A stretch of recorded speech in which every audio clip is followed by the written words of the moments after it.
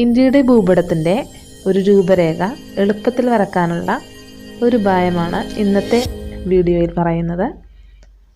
ആദ്യമായിട്ട് ഇന്ത്യയുടെ നീളവും വീതിയും കണക്കാക്കാനുള്ള ഒരു എളുപ്പവഴി 3 തുല്യ ഭാഗങ്ങളായി വീതിക്കാൻ കഴിയുന്ന വിധത്തിലുള്ള അളവുകൾ എടുക്കുകയാണെങ്കിൽ കുറച്ചുകൂടി കൃത്യമായിട്ട് നമുക്ക് അളന്ന് തന്നെ രൂപരേഖ വരക്കാനായിട്ട് സാധിക്കും.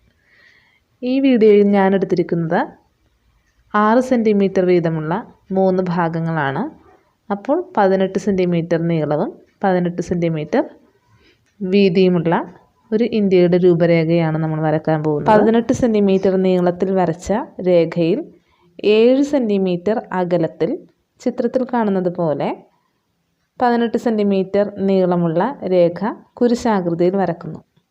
വരച്ച ശേഷം ഈ കാണുന്നത് പോലെ ജമ്മു കാശ്മീർ ആ രേഖയുടെ ചുറ്റുമായിട്ട് 3 മൂന്നുകൾ മറിച്ചും തിരിച്ചും വരക്കുന്നത് പോലെ വരച്ചു കഴിഞ്ഞാൽ ജമ്മു കാശ്മീർ ആകും. താഴേക്ക് ചരിച്ച് ഒരു 7 പോലെ വരച്ചാൽ ഉത്തരാഖണ്ഡ് ആകും. തുടർന്ന് താഴേക്ക് വരച്ചൊരു കുന്നുപോലെ വരച്ചു കഴിഞ്ഞാൽ സിക്കിം ആകും. അവിടെ നിന്ന് അരുണാചൽ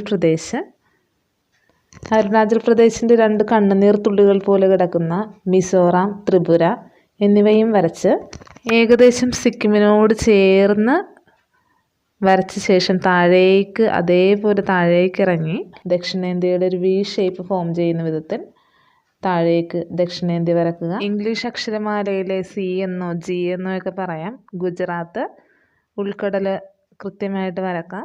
അങ്ങനെ വരച്ച് മുകളിലേക്ക് ചെല്ലുമ്പോൾ ഒരു പ്രത്യേകിച്ച് പ്രൊജക്റ്റ് ചെയ്ത് നിൽക്കുന്നത് രാജസ്ഥാനാണ്.